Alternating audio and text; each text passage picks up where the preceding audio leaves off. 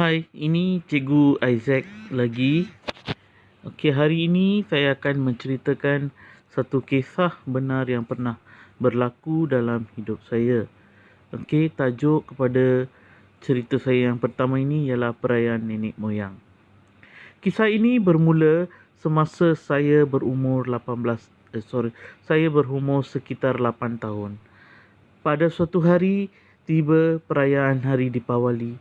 Semua sanak saudara berkumpul pada malam Deepawali. Pada malam sebelum Hari Deepawali, bagi bersama-sama menyertai upacara perayaan untuk nenek moyang. Tepat pukul 6 petang bermulalah upacara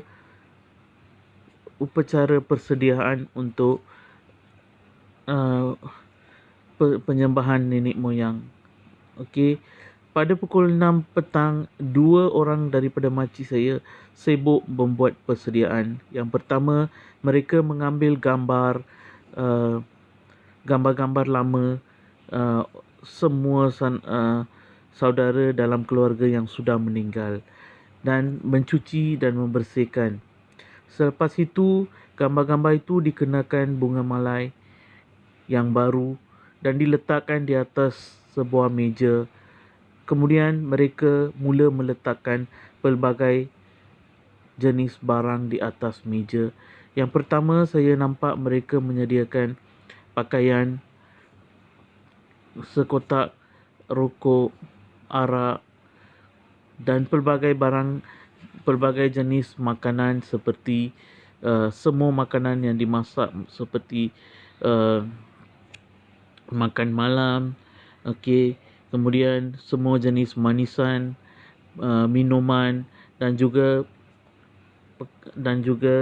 barang-barang yang perlu digunakan untuk sembahyang beserta bunga-bunga mencantikkan meja tersebut. Kemudian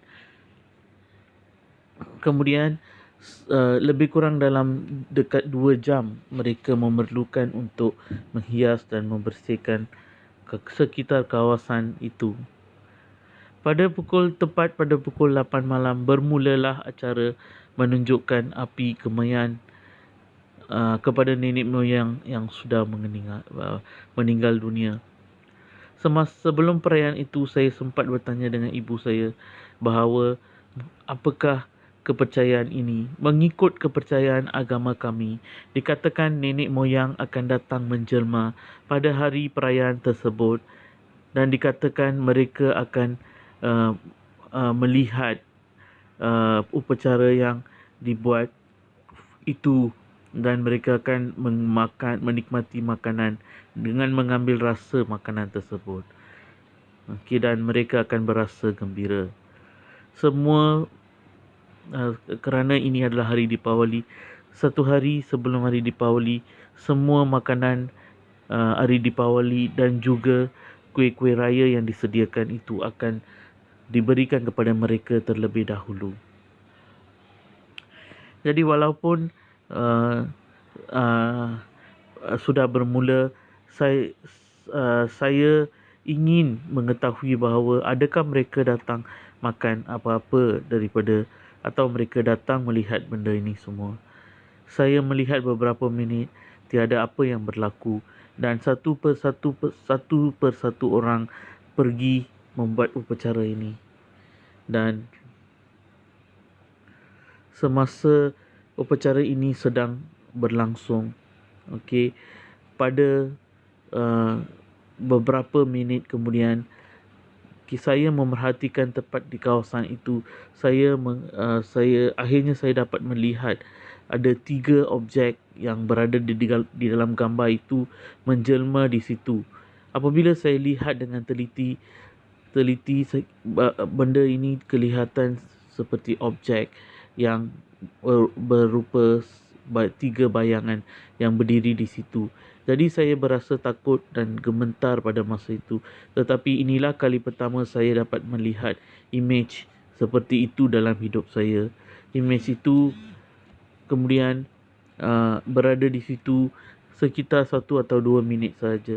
Selepas itu mereka terus hilang. Okey, setelah selesai habis majlis persembahan tersebut, okey, seterusnya, upacara seterusnya adalah mereka akan mengambil semua makanan itu dan makanan itu akan diberikan kepada semua ahli keluarga. Jadi saya pun berdiam diri sahaja. Apabila makanan itu saya dapat, saya makan, dan saya rasa tiada, makanan itu tidak mempunyai apa-apa rasa. Dan mengikut ibu saya, dia kata mereka akan mengambil semua rasa tersebut. Jadi saya makan itu, kemudian saya pergi makan makanan biasa. Saya mendapati makanan biasa sangat sedap dan ada rasa.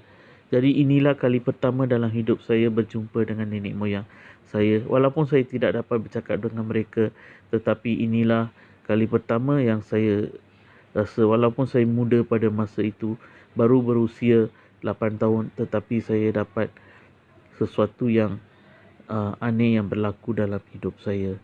Jadi inilah cerita pertama yang pernah saya alami dalam hidup saya. Okey, penjelmaan